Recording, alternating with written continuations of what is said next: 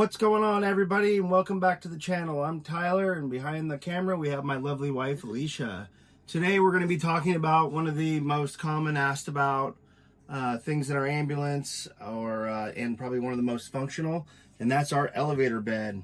Today we will go over kind of the pros and cons, why we built it, how we built it, some of the stuff that we used to build it.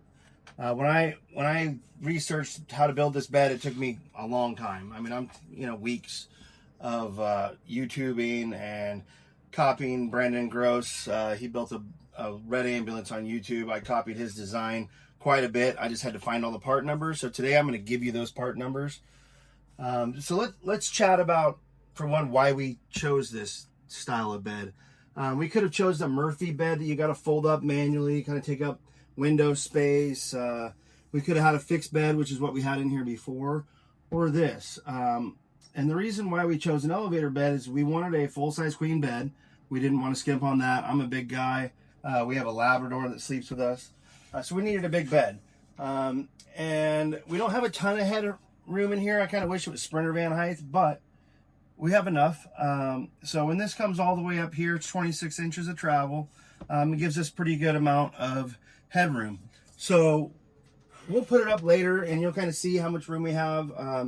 If we want, we can travel like this if somebody needs to take a nap or still early in the morning, and we can also stuff a lot of stuff down here in the bottom. A lot of people call that their garage area. Ours is kind of a garage sometimes, and some other times there's a kayak in here or a dirt bike or e-motos, whatever. So we chose it for versatility. We could have it down almost like a stable bed, or we could have it up and store stuff and lock it depending on where we are at. So let's talk about, let's go over some components before we put it up and I show you how it works.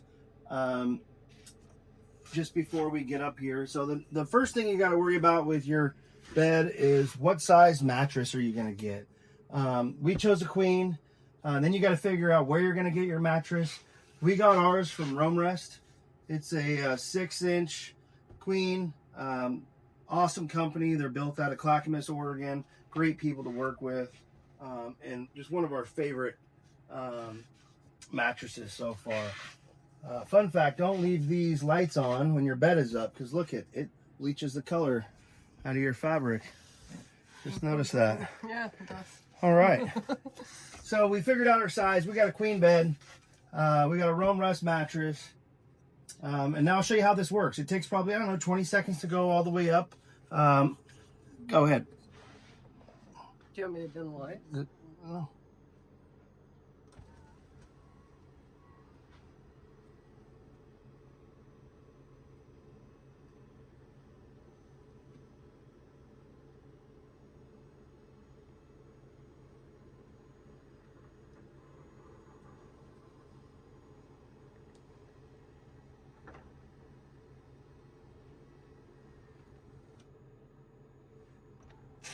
All right.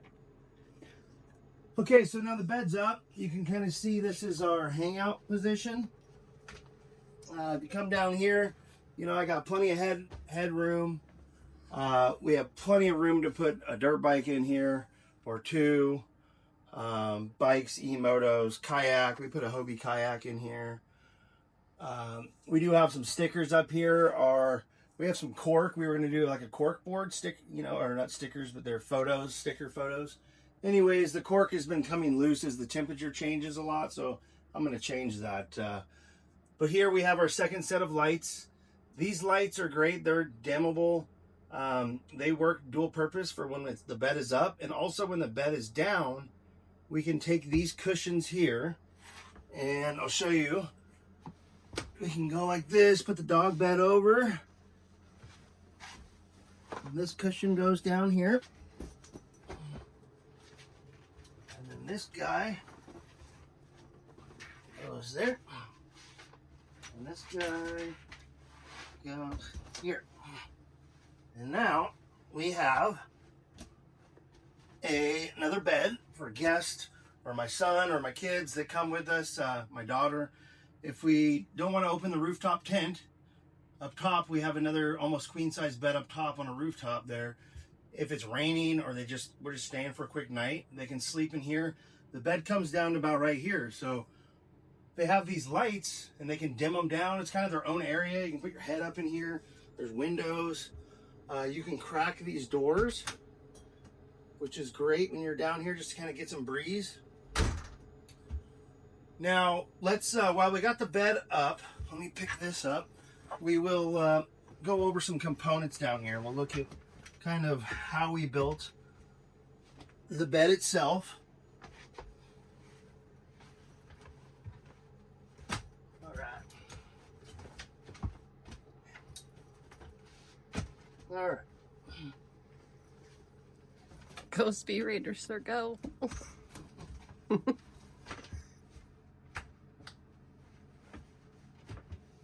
And now we are back. Back in All right, now that we got the bench put back together, we got the bed in the upright stowed position. Let's go over some of the components that I used and selected. It took quite a while to find these. You got to get the right gear selection, the right voltage, and the right length, right? You need your bed to go all the way up and all the way down. The reason for that is they have limit switches. So if the bed gets a little out of tilt, when it gets all the way up, they will correct, and when they get all the way down, they will correct.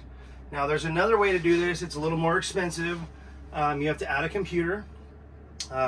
These linear actuators will have Hall effect switches in them, so they will all raise identical. That just gives you another computer and more things to go wrong, and it's more expensive. So what I did is I took these linear actuators and I found the longest one and I measured the wire length. I took the rest of these and cut the same amount of wire, even though they were shorter runs, so that the resistance was the same throughout, so that the motors all came up and down at the same time.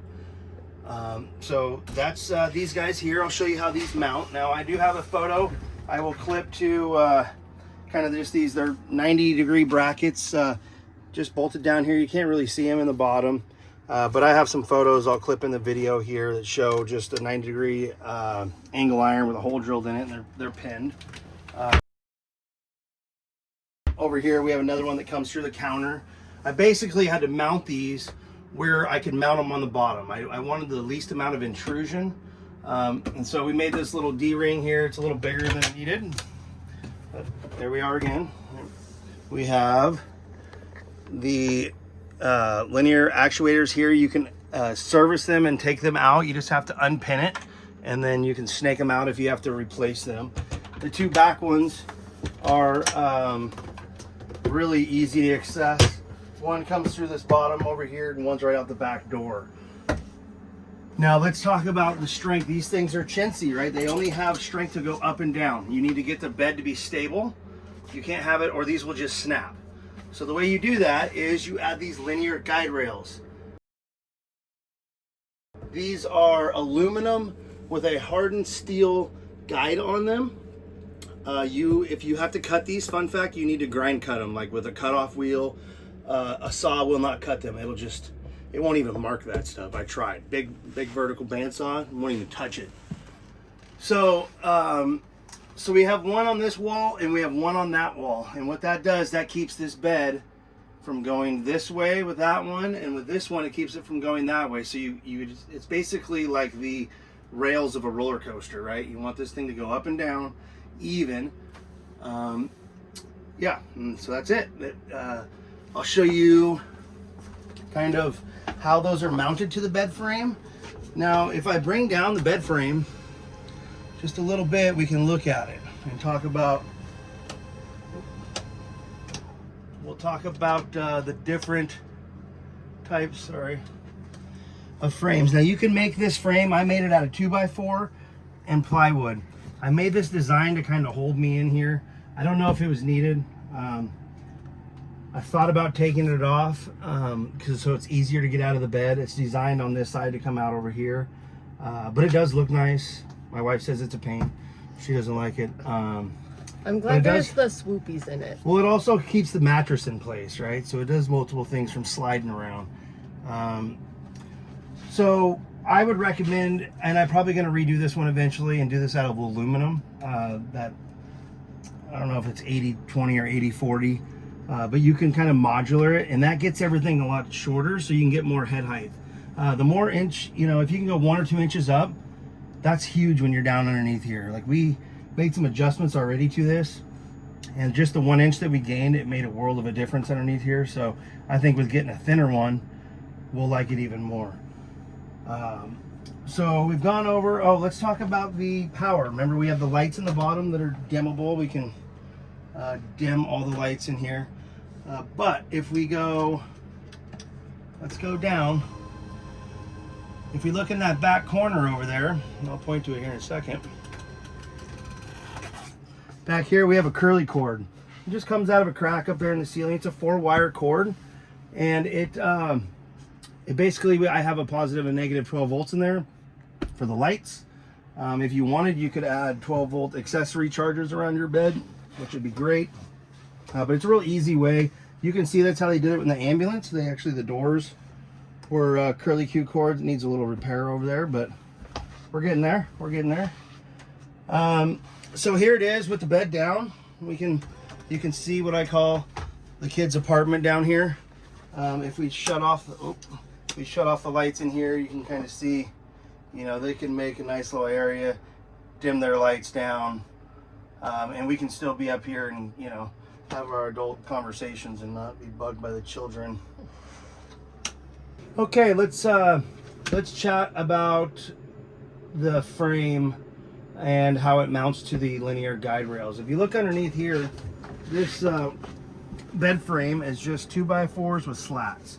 Allows airflow. We call it Slatum, it's its nickname. And if you look over here, we have this is the bearings that ride on the linear guide rail, and they just kind of screw through right there. Real easy. There's the same way on the other side on the back. All right, you can see where I have quite a bit of space. I could probably shrink this down with aluminum versus the 2x4s. But they were cheap and available at the time. Right here we have a polarity reversing switch. The way this works, it's real cheap. It's on Amazon. It reverses the polarity for the motors depending which way you push the switch. So it'll take the positive and put it on the negative, and the negative on the positive, and make the motors go the other way. Really simple way to reverse DC motors, which are what these linear actuators are. Here's a video from when we had the box completely gutted. The first thing we designed was the lights, and then we designed Slatum, the bed frame. This is the first time we've actually tested the bed and run it down and kind of test the theory. Is it actually going to work? I was so happy when we achieved this and the thing actually moved up and down straight. All right, it's that time to start wrapping up. A couple things on price and cost. I think these actuators were about $100 a piece, so we got $400. $200 for the linear guide rails, so we're at $600. You know, I'll say $100 in miscellaneous lights and lumber. $700. You know, we're probably right around $1,500 or so with mattress, give or take. I don't remember the exact price on that, and then plus your bedding cost. Anyhow, do us a favor and hit those 3 buttons, like, follow, and share, and we'll catch you on the next one.